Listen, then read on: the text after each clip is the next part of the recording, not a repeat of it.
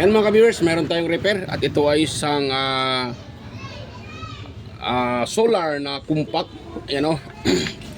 solar light na may kasama siyang may kasama siyang power bank, May output ito na 5 volts, so pwede kayo mag-charge dito ng cellphone. So yan, problema pala nitong solar na to, o solar rechargeable lamp na to ay hindi na nagta-charge mga ka-viewers. Yan, hindi na siya nagta-charge.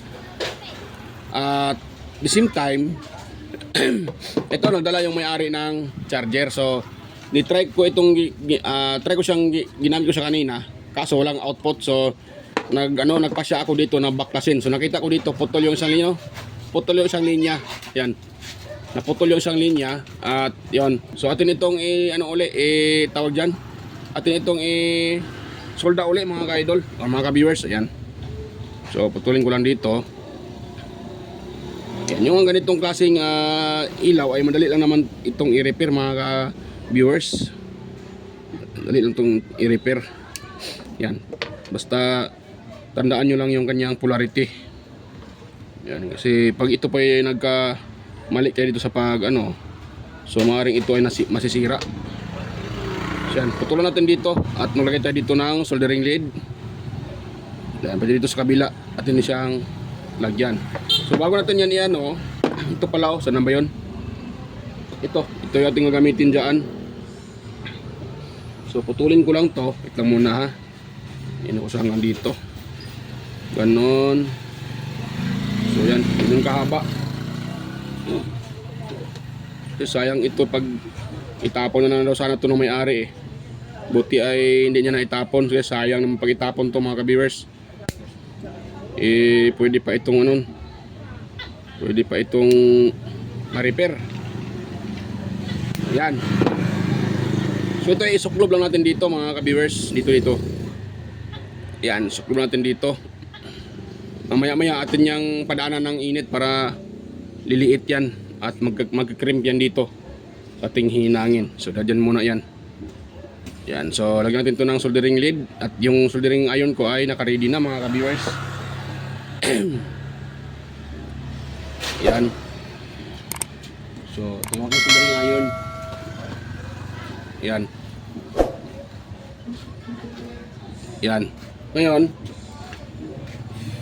itong lagyan. So baka may magtanong bakit ito yung gamit ko na soldering iron na mataas yung kanyang wattage. Kaya na kasi nag-repair ako ng battery charger. So ito na yung nagamit ko kaya hindi na ako nag-change ng ibang soldering iron. So timingan ko na lang dahil pag ito yung magkamalit tayo dito, may tagal natin ibabad sa board. Maaaring masira yung board ng atin ni-repair. Mostly yung mga CMD type na mga pyesa. Sisirain ito dahil na mainit ito Dahil kung tingnan nyo dito yan nasa 100 watts yan mga ka-idol 100 watts yan mga ka-viewers. Kaya sira talagang mo dyan pag nababad mo yan sa board. Yan, so itong positibo na yung ating isusulda. Tanggalin na natin ito dito mga ka-viewers. Yan, yun. Tapos itong kanyang positibo natin dito sulda. Hirap ito sulda dahil wala tayong pang-ipitan. Yan, ganun lang natin. TS lang tayo dito mga ka-viewers. Konting lang diskarte. Nako po. Yan. Hirap pa na ito isulda. Kagwang na to Pahirapan pa talaga ako nito. Medyo mahirap din talaga ito Yan. Minsan mapasok ka pa dito pag hindi ka marunong mag-timing. Yan, tulad yan. Yan. Ayun, nadikit na ata Kulang pa ng dikit mga ka-viewers.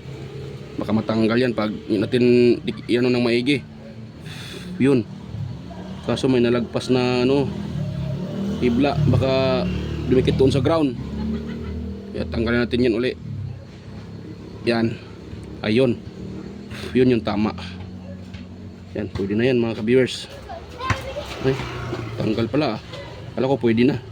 Limbarok na. Eso! ¡Hágase una la maricón de una paella!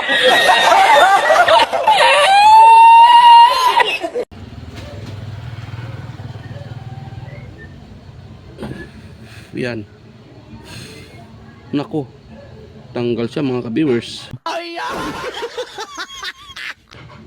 Huwag naman sana kung papahirapan dito po. Putulan ko muna to. Parang pahirapan tayo dito eh. Yan. Yan. Tapos patakan natin uli ng soldering lead. So sa mga bago pa lang dito sa aking channel, nga pala wag niyong kalimutang pahingi ng kunting pabor mga ka-viewers. Sana wag niyong kalimutang mag-subscribe sa aking YouTube channel at paki-share na rin sa iba yung ating video kung ito inyong nagustuhan.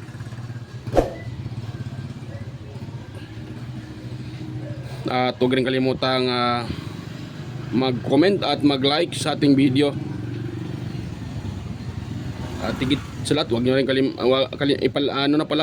pakilagay rin sa pakipindot yung notification bell, pakilagay sa all para kayo ay manotify tuwing tayo ay may bagong upload mga ka-viewers.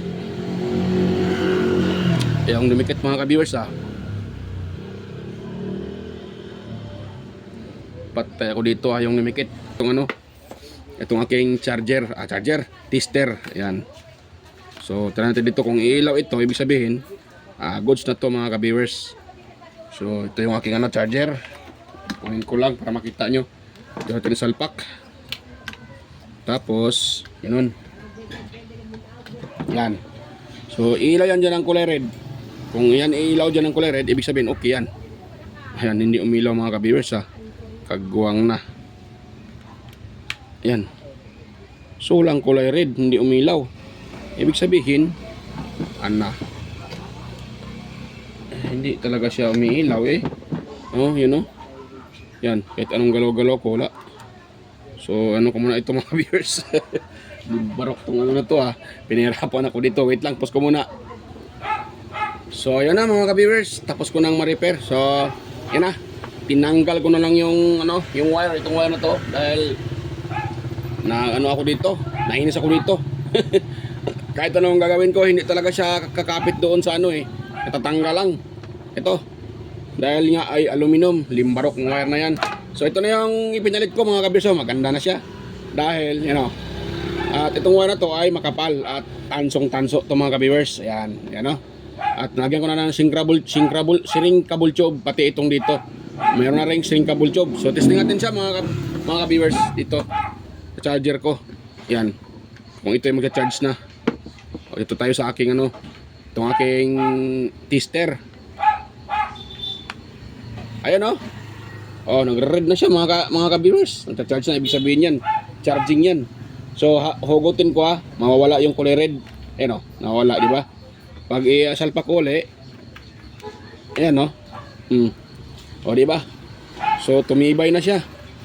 Ayan, tanggalin ko uli. So salpak ko siya uli mga ka-viewers. Okay na. So ngayon, ang next natin i-repair dahil okay na tong kanyang cord ni Tomer. Ayan yung kanyang charger Ayan, okay na to. Ayan So goods naman yung adapter niya. Ito lang talagang kanyang may problema. So okay na yan. Dito naman tayo sa kanyang dumako sa kanyang sa kanyang ito.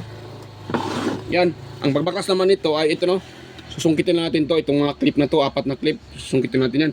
Pause ko lang hindi ko napakita ang pagsungkit nito dahil haba na yung video natin. Yan, so hindi ko napakita mga ka-viewers pause ko na muna sandali.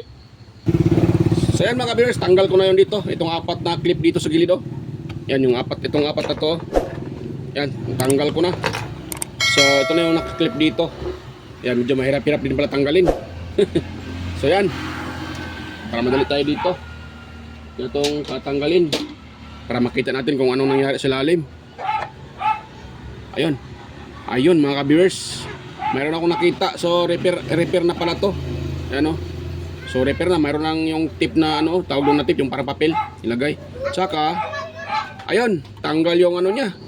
Anak ko po ang nag-repair nito. Nung unang nag-repair siguro, hindi ininang ng maigi, natanggal tanggal sa hinang, kaya pala ayaw mag-charge to mga ka-viewers. So tingnan natin dito, meron tayong mga gawa dito. Limbarok na. Tanggal din pala ito So yan. Yan, so kaya pala sabi ng may-ari, kahit anong bilad niya sa araw, hindi nagta-charge dahil nga tanggal pala tong ano niya. Tanggal pala tong per dito sa kanyang panel, galing sa panel na wire. Kaya kahit anong bilad nila sa araw ayaw magkarga. Yan, sa 220 naman dahil ayaw magkarga dahil din naman sa kanyang wire. So yun. Dahil doon sa wire, yun na nga, na-repair naman natin yung wire. So yan, isusulda lang natin to mga ka-viewers ng maigi. Limbarok talaga itong nag-repair nito.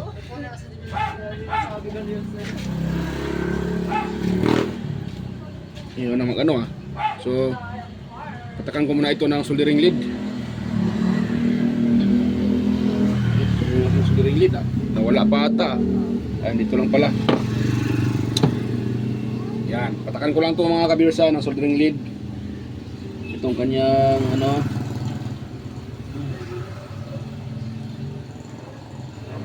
Nako.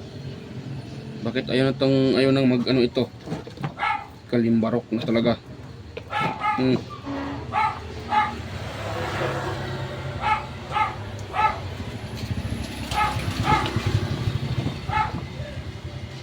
Yan. Lose contact din pala yung aking saksakan. Yon. So patakan natin to ng soldering lead. Yon, patakan na. Ngayon, sundan natin to mga ka-viewers.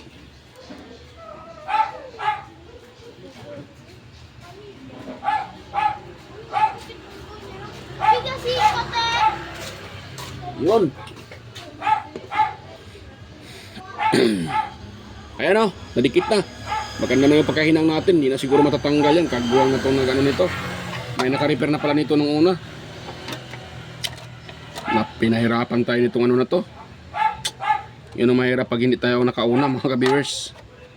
Mahirapan tayong i-repair pag hindi tayo nakauna ng naka-troubleshoot. Saan ba to? Paano na ba ito sa huli? Yan, parang ganun ata yun Yun. So ngayon, magkanatin yung kanyang ito. Yan. Mali. At tayo ko nito Hindi na ako marunong magsauli. Yan, ngayon pala. Tapos, itong kanyang glass. Yan. Ganun yung kanyang forma mga ka-viewers. At nakdali, ito, pinakalas, itong kanyang clip. So, hindi ko nabibidyoin itong clip para ito ay para madali tayo. Hindi ko nabibidyoin itong pag nito pag sa uli. Yan. Siya sa wakas mga ka-viewers ay tapos na talagang tapos ko nang matawag dyan. Yan, tapos ko nang ma-assemble. Yan. So, goods na to siya. So, ngayon, try natin try natin to. Yung charger nila yung gagamitin natin. So, kung okay na ba itong kanyang charger. Yan. Ayan. Nakasalpak na. Yan nakasalpak na yan mga ka-viewers So, try natin ditong isalpak kung may ilaw itong kanyang indicator light sa charging.